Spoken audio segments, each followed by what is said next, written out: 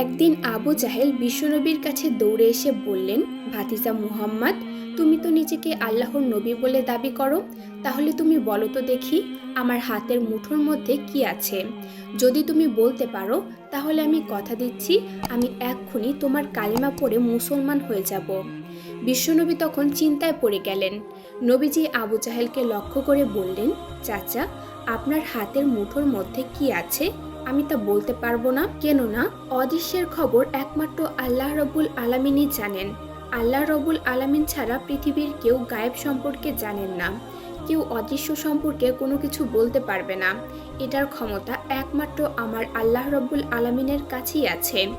বিশ্বনবীর এমন কথা শুনে আবু জাহেল মুচকি মুচকি হাসতে লাগলো। অতঃপর নবীজি আবু জাহেলকে লক্ষ্য করে বললেন, চাচা, আপনার হাতের মধ্যে কি আছে তা আমি বলতে পারবো না, কিন্তু আপনার হাতের মধ্যে যা আছে তা যদি নিজেই আমার ব্যাপারে সাক্ষী দেয়, তাহলে কি আপনি ইসলাম ধর্ম গ্রহণ করে মুসলমান হয়ে যাবেন?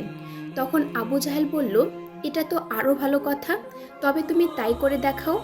তখন বিশ্বনবী আবু জাহেলের হাতের মুষ্টির দিকে তাকিয়ে বলতে লাগলেন, সৃষ্টির মধ্যে যা কিছু আছে তোমরা সবাই আমার ব্যাপারে সাক্ষী দিতে থাকো জবান খুলে। তখন সাথে সাথে আবু জাহেলের হাতের ভিতরে থাকা পাথরের গুটিগুলো সাক্ষী দিতে থাকলো এবং নবীজির উপর দুরূদ শরীফ পাঠ করতে লাগলো। আবু জাহেল এই দৃশ্য দেখার পর হাতের মুষ্টি থেকে পাথরের কণাগুলো ছেড়ে ফেলে দিলেন। এরপর নবীজিকে লক্ষ্য করে বললেন, ভাতিজা, তুমি আসলেই একজন বড় জাদুকর। আমি এতদিন জানতাম তুমি সবকিছুর জাদু জানো, কিন্তু বিশ্বাস করতাম না।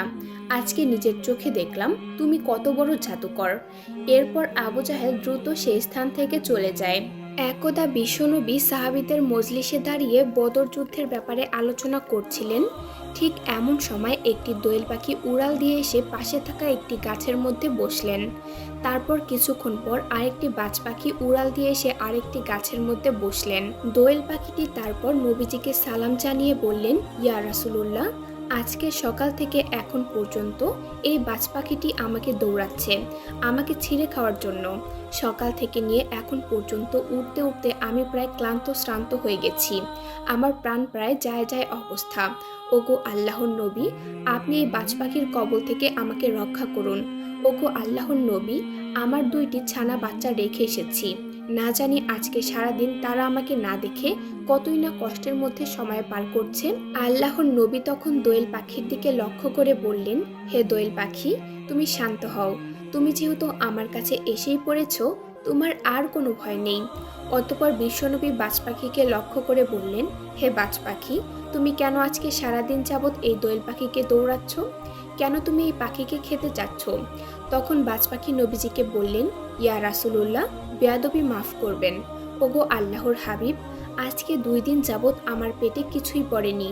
2 দিন যাবৎ কিছু না খেতে পেরে আমার জীবন প্রায় যায় যায় অবস্থা।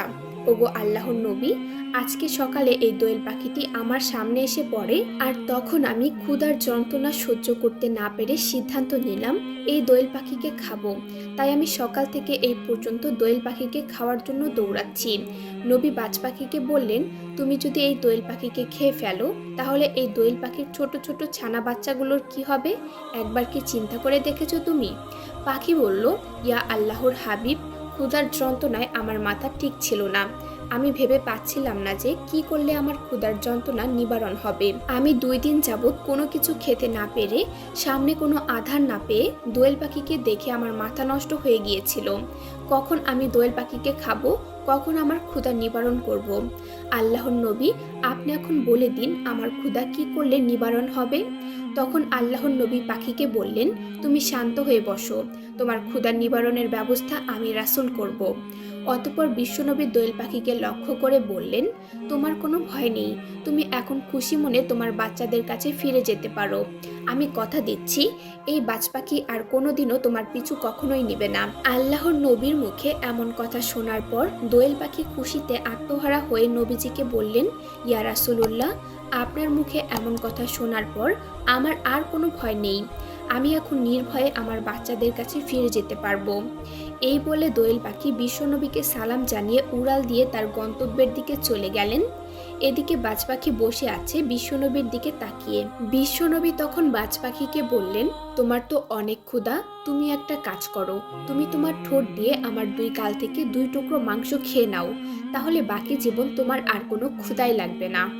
বাজ পাখি তখন নবীজিকে লক্ষ্য করে বললেন, ইয়া রাসূলুল্লাহ, আপনার এই চাঁদমাখা মুখ, সুন্দর চেহারা দেখে আমি বাজ পাখির সমস্ত ক্ষুধা নিবারণ হয়ে গেছে, আল্লাহর পাখির কলিজা ঠান্ডা হয়ে গেছে। ওগো আল্লাহর হাবিব, আপনার চেহারা থেকে আমার গোস্ত খেতে হবে না, আপনার চেহারা দেখে, আপনার চাঁদমাখা মুখ দেখে আমি বাজ পাখির সমস্ত ক্ষুধা নিঃশেষ হয়ে গিয়েছে। আল্লাহর রাসূল, আপনার চাঁদমাখা মুখ দেখে আমি এতটাই আত্মতৃপ্তি পেয়েছি যে আমার মনে হচ্ছে বাকি জীবন আমার আর কোনো ক্ষুধাই লাগবে না। অতঃপর বাজ পাখি বিশ্বনবীকে সালাম জানিয়ে উড়াল দিয়ে চলে গেল দূর আকাশের দিকে। একদা বিশ্বনবী একটি গাছের নিচে দাঁড়িয়েছিলেন। এমন সময় আবু জাহেল ও তার কিছু সঙ্গীরা এসে নবীজিকে বলল, ইয়া মুহাম্মদ, তুমি যদি ওই আকাশের চাঁদ দ্বিখণ্ডিত করে দেখাতে পারো, তাহলে আমরা সবাই মিলে আজকেই তোমার কালেমা পড়ে মুসলমান হয়ে যাব। নবীজি তখন বললেন, আমি যদি এই আকাশের চাঁদ দ্বিখণ্ডিত করে দেখাতে পারি, তাহলে কি সত্যিই তোমরা মুসলমান হবে? আবু জাহেল ও তার সঙ্গীরা তখন বলল, আমরা সত্যি মুসলমান হয়ে যাব যদি তুমি এই কাজ করে দেখাতে পারো।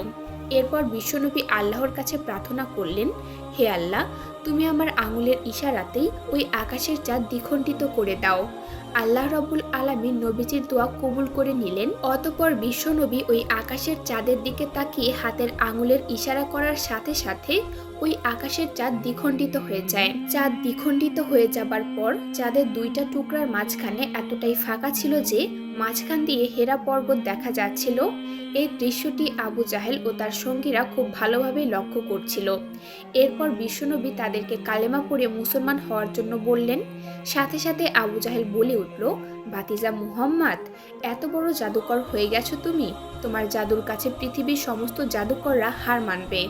আমি আজকে ঘোষণা করলাম, পৃথিবীর সবচাইতে বড় জাদুকর তুমি।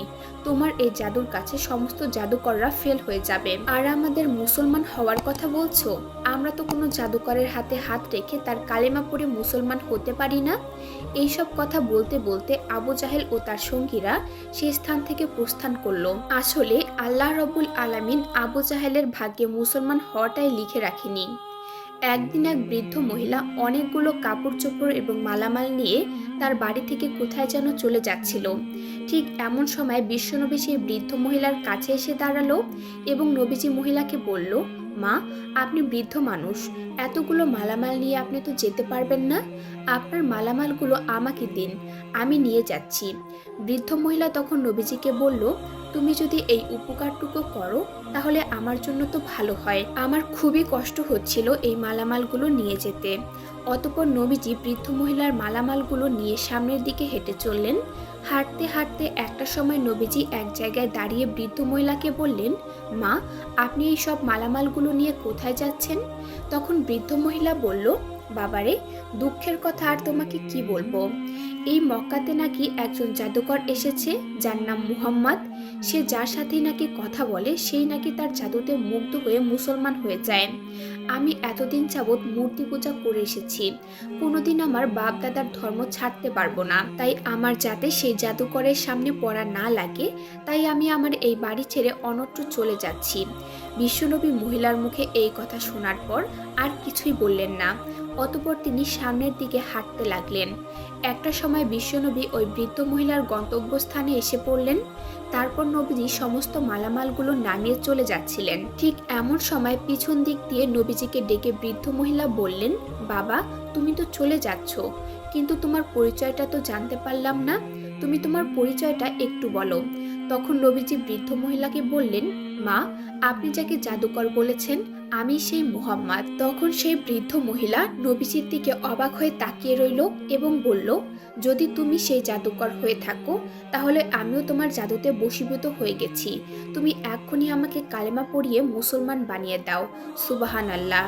অতঃপর আল্লাহর হাবিব ওই বৃদ্ধ মহিলাকে কালেমা পড়িয়ে মুসলমান বানিয়ে দিলেন।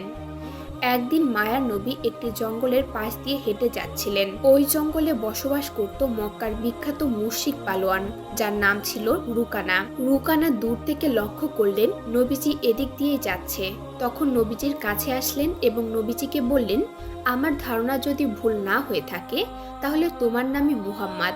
আমি শুনেছি তুমি নাকি মানুষদেরকে এটা সেটা বুঝিয়ে ইসলাম ধর্মে দীক্ষিত করছো। তুমি নাকি সবাইকে তোমার ইসলাম ধর্মের ছায়াতলে নিয়ে যাচ্ছ, কালেমা পড়িয়ে তাদেরকে মুসলমান বানিয়ে দিচ্ছ। শোনো, তোমার প্রতি যদি এই মুহূর্তে আমার করুণা না থাকতো তাহলে আমি তোমাকে এই মুহূর্তে শেষ করে দিতাম। তবে যাই হোক, তুমি আমার সাথে কুস্তি লড়তে এসো, তাহলে দেখব তোমার আল্লাহর বেশি ক্ষমতা আছে নাকি আমার দেবতার বেশি ক্ষমতা আছে। বিশ্বনবী তখন রুকানাকে লক্ষ্য করে বললেন, রুকানা, আমি আল্লাহ রব্বুল আলামিনের প্রেরিত রাসূল। আল্লাহ আমাকে দুনিয়াতে পাঠিয়েছেন মানুষদেরকে হেদায়েত করার জন্য এবং মানুষদেরকে সঠিক পথ দেখানোর জন্য। ইসলাম ধর্ম হলো সর্বশ্রেষ্ঠ ধর্ম। এই ধর্মে যারা আসবে, যারা কালেমা পড়ে মুসলমান হয়ে যাবে, ইসলামের ছায়াতলে বসবাস করবে, তারা ইহকাল ও পরকালে উভয় জাহানে সুখে শান্তিতে বসবাস করতে পারবে। তুমি যে কুস্তি লড়ার কথা বলছো, আমি তোমার সাথে কুস্তি লড়তে সবসময় প্রস্তুত আছি। বিশ্বনবীর মুখে এমন কথা শুনে পালোয়ান রুকানা হতবাক হয়ে গেল। তখন নবীজিকে বললেন, হে মুহাম্মদ, তুমি কি জানো তুমি কি বলছো? তোমার কথা শুনে আমি অবাক না হয়ে পারছি না। মক্কার এমন কোনো পালোয়ান নেই, এমন কোনো কুস্তিগীর নেই যাদেরকে আমি পরাজিত করিনি। কেউ আমার সাথে কুস্তিতে লড়ে জিততে পারেনি। কেউ আমার ভয়ে আমার সাথে কুস্তিতে লড়তে চায় না। আর তুমি কি না বলছো তুমি আমার সাথে কুস্তিতে লড়বে? আচ্ছা ঠিক আছে, তাহলে এখনই কুস্তি হয়ে যাক, দেখি তোমার বাহুতে কত শক্তি আছে। বিশ্বনবী তখন বললেন, রুকানা, তুমি চাইলে এখনই কুস্তি লড়তে পারো, আমি প্রস্তুত আছি। তারপর রুকানা নবীজিকে বললেন, ঠিক আছে, আমি এখনই তোমার সাথে কুস্তিতে লড়তে চাই। শুরু হয়ে গেল কুস্তি। বিশ্বনবীর প্রথম ধাক্কাতেই রুকানা চিত হয়ে মাটিতে পড়ে গেল। এরপর বিশ্বনবী তার পা দিয়ে রুকানার বুকের উপর চেপে ধরলেন। নিচ থেকে তখন রুকানা বললেন, হে মুহাম্মদ, আমার বুকের উপর থেকে তোমার পাটা সরাও, মনে হচ্ছে আমার বুকের উপর কোনো পাথর চাপা দেয়া হয়েছে। এরপর বিশ্বনবী রুকানার বুকের উপর থেকে পাটা সরিয়ে নিলেন। রুকানা নিচ থেকে উঠে তারপর নবীজিকে বললেন, হে মুহাম্মদ, মনে হয় এবার আমার দেবতা আমার দিকে খেয়াল করেনি, আমি আরেকবার তোমার সাথে কুস্তি লড়তে চাই। বিশ্বনবী এবারও রাজি হয়ে গেলেন। শুরু হলো দ্বিতীয়বারের মতো কুস্তি। এবারও নবীজির প্রথম ধাক্কাতেই পালোয়ান রুকানা আবারও চিত হয়ে মাটিতে পড়ে গেল। তখন আবারও বলতে লাগলো, হে মুহাম্মদ, আমার মনে হচ্ছে আজকে আমার দেবতা আমার দিকে ভালো করে খেয়াল করছে না, আমাকে সাহায্য করছে না। মনে হচ্ছে আমার দেবতা আমাকে পুরোপুরি সাহায্য করতেছে না।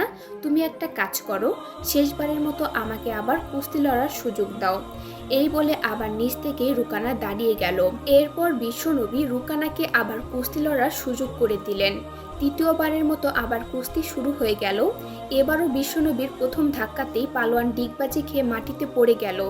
এইবার আর মুখ দিয়ে কোনো কথাই বের হচ্ছিল না। নিচ থেকে উঠে দাঁড়িয়ে নবীজিকে বললেন, হে মুহাম্মদ, জীবনে এই প্রথম আমি তোমার কাছে পরাজয় বরণ করলাম। মক্কার কোনো পালোয়ান আজ পর্যন্ত আমাকে কুস্তিতে হারাতে পারেনি, কিন্তু তুমি আজকে আমাকে হারিয়ে দিলে। নিশ্চয়ই তোমার আল্লাহ তোমাকে সাহায্য করেছেন। আমার এখানে অনেক গরু, ছাগল, ভেড়া রয়েছে, তোমার যতগুলো ইচ্ছে এখান থেকে তুমি নিয়ে যাও। বিশ্বনবী তখন বললেন, না, তোমার সম্পদের আমার কোনো প্রয়োজন নেই, তবে জাহান্নাম থেকে যদি বাঁচতে চাও তাহলে মুসলমান হয়ে যাও। তখন রুকানা বললেন, হে মুহাম্মদ, মুসলমান হয়ে যেতে পারি, কিন্তু লোকলজ্জার ভয়ে তা পারছি না। আজকে আমি যদি মুসলমান হয়ে যাই তাহলে কালকে মক্কার সমস্ত লোকেরা বলাবলি করবে, এত বড় পালোয়ান মুহাম্মাদের কাছে কুস্তিতে পরাজয় বরণ করে শেষ পর্যন্ত মুসলমান হয়ে গিয়েছে। বিশ্বনবী তখন বললেন, না, তাহলে থাকো তুমি তোমার সম্পদ নিয়ে, আমি চললাম। এই বলে নবীজি সামনের দিকে হাঁটতে হাঁটতে চলে গেলেন। কপাল পোড়া রুকানা লোকলজ্জার ভয়ে তার কপালে আর মুসলমান হওয়াই জুটল না। একদিন বিশ্বনবী কোনো এক জিহাদের ময়দান থেকে বাড়ি ফিরছিলেন। প্রতিমধ্যেই নবীজির ক্লান্তি চলে আসলে তিনি একটি গাছের নিচে যায় এবং তার তলোয়ারটা পাশে রেখে বিশ্রাম নেওয়ার জন্য গাছের নিচে ঘুমিয়ে পড়লেন। ঠিক এমন সময় একজন কাফের দৌড়ে নবীজির কাছে এসে তার তলোয়ারটি হাতে নিয়ে বললেন, হে মুহাম্মদ, এখন আমার হাত থেকে তোমাকে কে বাঁচাবে? নবীজি তখন ঘুম থেকে জাগ্রত হয়ে সেই কাফেরকে বললেন, আমাকে যে আল্লাহ দুনিয়াতে পাঠিয়েছেন সে আল্লাহই আমাকে বাঁচাবেন। নবীর এমন উত্তর শুনে কাফের লোকটি ভয়ে থরথর করে কাঁপতে লাগলো। অতঃপর তার হাত থেকে তলোয়ারটি পড়ে গেল এরপর নবীজি তলোয়ারটি হাতে নিয়ে ওই কাফেরকে বলতে লাগলো, এখন আমার হাত থেকে তোমাকে কে বাঁচাবে? কাফের লোকটি জবাব দিল, কোনো সম্মানিত লোকের হাতে যদি আমার মরণ হয় তাহলে আমি আমার জীবনটাকেই সার্থক মনে করব। বিশ্বনবী এমন কথা শোনার পর ওই কাফের লোকটিকে মুক্ত করে দিয়ে বললেন, যাও, তোমাকে আমি ক্ষমা করে দিলাম, তুমি তোমার বাড়িতে চলে যাও। তখন কাফের লোকটি বাড়িতে চলে আসলো। সে তার গোত্রের লোকদেরকে ডেকে বলল, শোনো, তোমরা সকলেই শোনো, আজকে আমার এমন একজন লোকের সাথে সাক্ষাৎ হয়েছে যার চেহারা দেখলেই মনে শান্তি চলে আসে, যার দয়া ও মহানুভবতার কাছে পৃথিবীর সবকিছুই তুচ্ছ।